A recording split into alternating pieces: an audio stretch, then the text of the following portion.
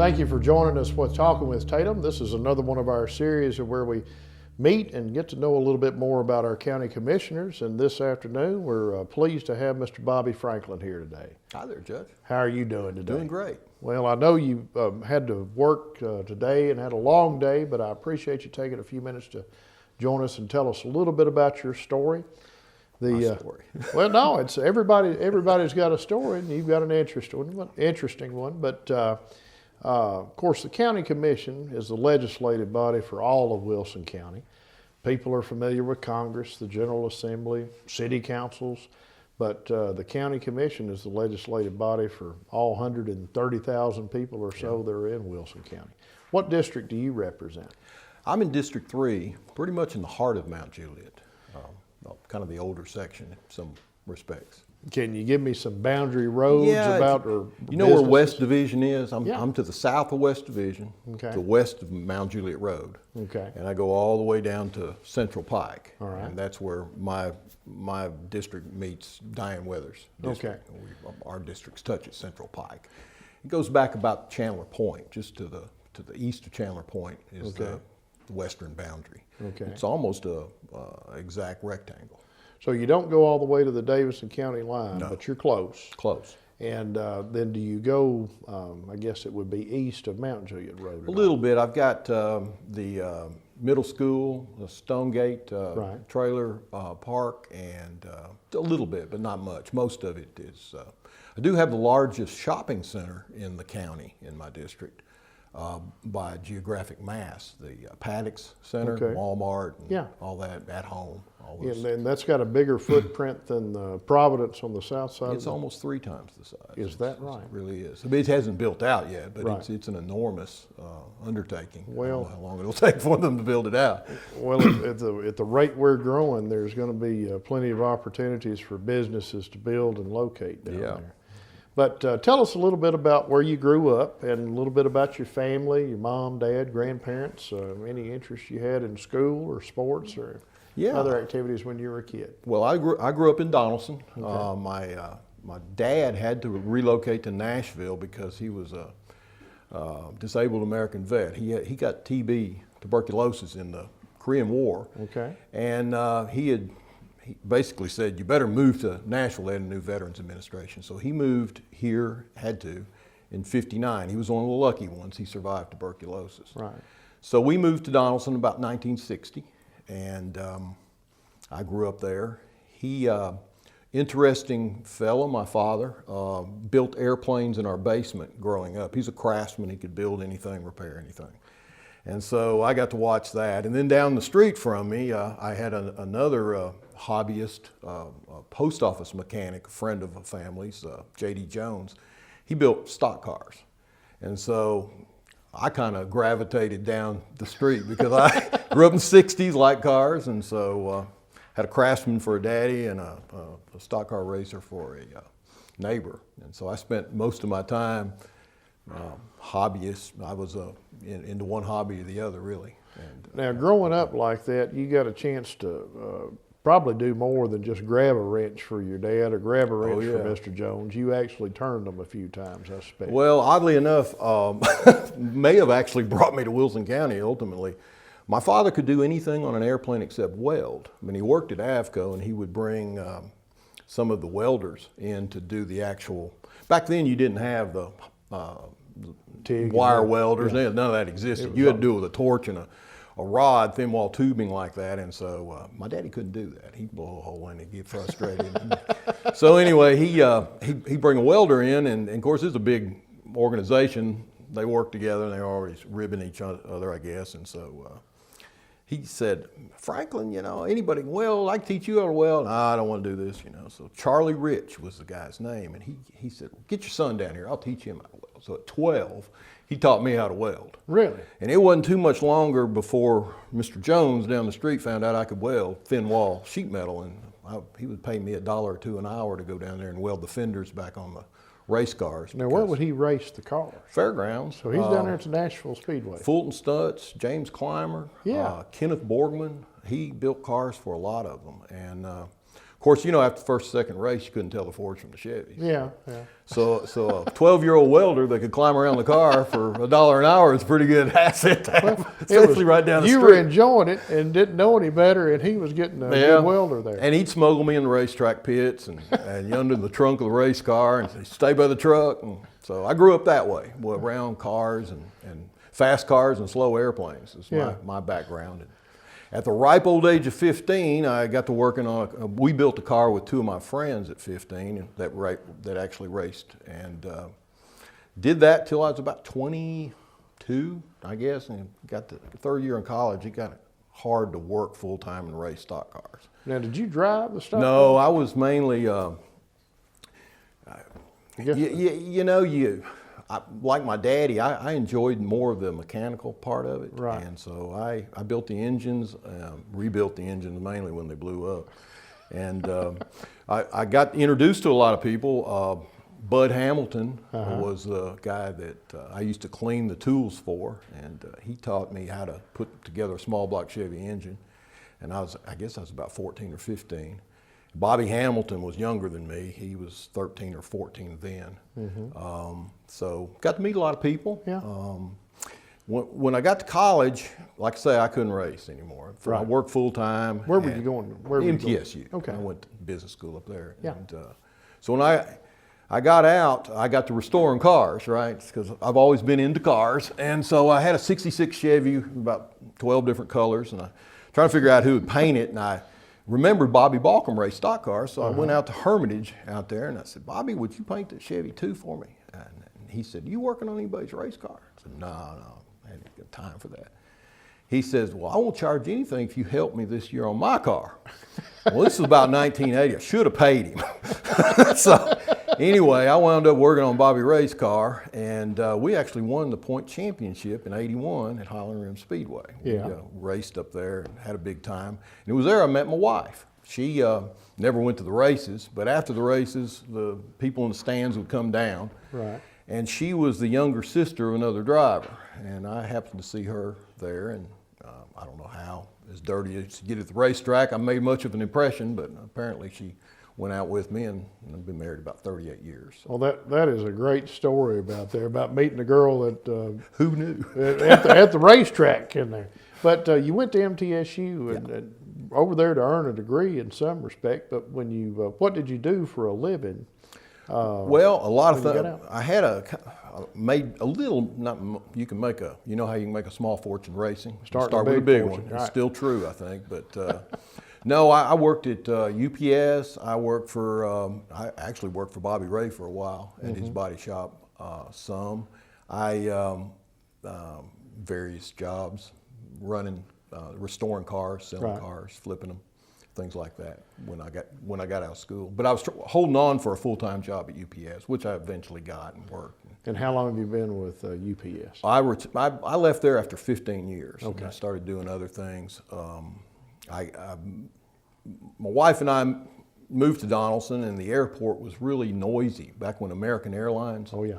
And we decided we'd like to talk on the phone and watch television without having to wait till the planes came over. So we were looking for somewhere. And she was from Mount Juliet. Okay. She grew up pretty close to Cloyd's Church, right there next to Rufus Page's Circle P. And her mother, Billie Joe King, she was a bus driver, and she went on to run the transportation department for Wilson County Schools. So I kind of married into that family. Right. And so she wanted to come back to Mount Juliet. So we figured out a way to buy a house out here at 18% interest rates in the early 80s. Ooh, that's I remember those days. That was a hard time to get started, but y'all managed. What does your wife do? She work outside the home? She's disabled now. She used to have a boutique in Nashville. In Mount Juliet rather. She managed some hair salons, and Right. she did that kind of work back in those days. But of course, what we're talking about is about your District 3 stuff, and you've done a lot of things, had a lot of interesting career. Met some folks that maybe some folks don't know, but I've heard of them over the years and have seen some of them race. How did you get involved in political interest? What piqued your interest about that, if you can tell us? Probably, after when when I was young, I wasn't really politically active much. I didn't vote. Right. In my early 20s, I didn't much vote. And whenever we moved out to Mount Juliet, I don't know if you know much about Mount Juliet politics, but back in the 80s, they were going through what was affectionately called the sewer wars. And down West Division, when it rained, like it's been raining, septic tanks didn't work well, and it didn't smell real good down there. So they wanted to do something about that, and they looked to the city to do that. So about a third of the people wanted the sewers now. A third of the people wanted to build gravity sewers. Right. Another third of the people didn't want them at all. So they arguing, and I wandered up into an argument between my father-in-law, a discussion rather, and Freddie Weston Sr. Uh-huh. And they were back and forth and kind of getting heated. And of course, I was going to weigh in. And my father-in-law looked at me and he said, "Who did you vote for in the last election?" I didn't. I didn't vote for anybody. So he said, "Well, your opinion pretty much doesn't matter now, does it?" Every now and then you'll lose an argument. Yeah. Well, you really know it sometimes. And he was right. You knew before that one started, really. Never, ever not voted from that point on. I voted every election, even primaries. I don't miss it. Yeah. And I guess that was my original start in becoming politically active, just getting chastised like that. But you haven't missed one since. No, I don't think I have. Excuse me about that. But there's a difference between going to the polls and, pressing the button or flipping the lever, whatever it is for a candidate. But it's entirely something else running for office yourself, and that's what you wound up doing. So what piqued that interest about it? Well, I got involved over a road project in Mount Juliet. Okay. I was flying my father's airplane. He restored a 1943 Aranca L3. Okay. And pretty much just let me fly it anywhere I wanted to. Okay. And so I was flying. I'd fly to Rough River, Kentucky and eat lunch or something. And I was flying back one day. And I know you're not supposed to read the paper and fly, but it was a slow airplane, a top speed of about 65. And there was a Chronicle rolling around in the airplane. And I'd overheard some meetings and people rumbling in town about this road. They were going to build a western bypass from interstate somewhere. They were going to connect Mount Juliet Road interchange to Nonneville Road, and they were going to run like a Briley Parkway road through 5 major neighborhoods. Well, that wasn't real popular. Mm-hmm. So I thought I'd fly over because Bill Robinson in the Chronicle had done a really good job of laying it out. And so I'm flying this airplane and flying over the trail and looking at it, and the terrain was fierce. I mean, I don't know if you've ever really noticed, but from Highway 70, Lebanon Road, right there at the top of the hill where Mac McCluskey lived, it drops off about 1,000, maybe 1,500 feet down the Tate Lane area, and then it goes back up another 800 feet. And it's like a great big, I guess it's why they call it Mount Juliet. Right. But it's a rolling hills right there. And that was the path this road was going to take. So I wandered into the political discussion at Mount Juliet City Hall about like I did between my father-in-law and Freddie Weston, and just pointed it out to the officials that, are you aware that you're about to build a road with, 1,000 feet of drop? Yeah. All of these engineers can do anything. It kind of blew me off. And maybe they can. So I went home and I knew enough from school to figure out cubic yards, and figured out it'd probably be about 1.8 million dump trucks to fill this hole in. I mean, it was a major undertaking. Yeah. Well, anyway, I got involved in the movement to not build that road. Okay. Kind of got sucked into that. I went on and worked at the city of Mount Juliet for 7 years as planner, and got involved in trying to recruit a shopping center, Providence, and that kind of was my political start, I guess. Well, so that kind of gets us into something, and I'm glad you mentioned about the planning. Providence is a huge development, and it draws people from out of Davidson County, all over Wilson County and other surrounding towns. But that's one of those things. It's not a government project. Government helps facilitate it. But tell us a little bit about the story about the developers of Providence Shopping Center. They come out and they find a location. And that's years and drawn out of a lot of work and negotiation. I think the county zoned that property for a shopping center in the late 60s and tried to recruit somebody to build it. And eventually the largest shopping center builder in the country, Simon Properties, bought it. I think in the late 70s, early 80s, and never did anything with it. Okay. And a lot of people were trying to recruit a shopping center. So anyway, when I got hired, that was one of my jobs, was to go out and try to recruit a shopping center. And so I went all over the country, went to Vegas, Atlanta, all over. And we would meet in these conventions and have a booth, set up the booth and things. And so in Atlanta, I met a guy named Bill Masavic. And I don't know that he was very impressed with me, but he was really impressed with the guy who was the Chamber of Commerce president, Mark Harrington. He owned Chief Rentals. He was a young fella. He got out of college, started a new business in Mount Juliet, and he came down and met me to run the booth in Atlanta. And so Bill Masavic was building Turkey Creek Shopping Center up in East Tennessee, and he had an interest in Middle Tennessee, and so he came to our booth, shook his hand, talked to him, and he got to talking to Mark about how successful his rental construction business was. And they sat in the booth for about 45 minutes. And 2 weeks later, he was in Mount Juliet, and we were showing him around, and within 3 months, he was breaking ground on a shopping center. That's amazing how something can happen where you just make that personal connection, kind of like your experience with the racing groups when you were younger about that, and having an interest and an ability of welding. In your time on the county commission, I think you're second term right now. Of course, growth is a big challenge right now, and that's something that everybody says, that we've got a lot of pressures and concerns, and how do we manage growth, how do we manage patterns of growth and bringing in the right kinds of businesses and so forth. What other challenges do you see facing Wilson County in the short term? Well, growth is a good problem, but it's still a problem, and it really doesn't pay for itself. That's what we're struggling with right now, and I'm not sure I have all the answers. I do sit on the Mount Juliet Planning Commission. I represent the county, Wilson County, on that board, and I think reminding that board of what's involved in high density approvals. We have to be careful where we put what we approve, and how much we approve, and not outpace our infrastructure, but and bring in the right development. Mount Juliet just recruited Amazon. One of the blessings of Wilson County is the job production that is really coming out of this growth. So it is sort of financing a lot of people to come here, and you see it every day from all over the country.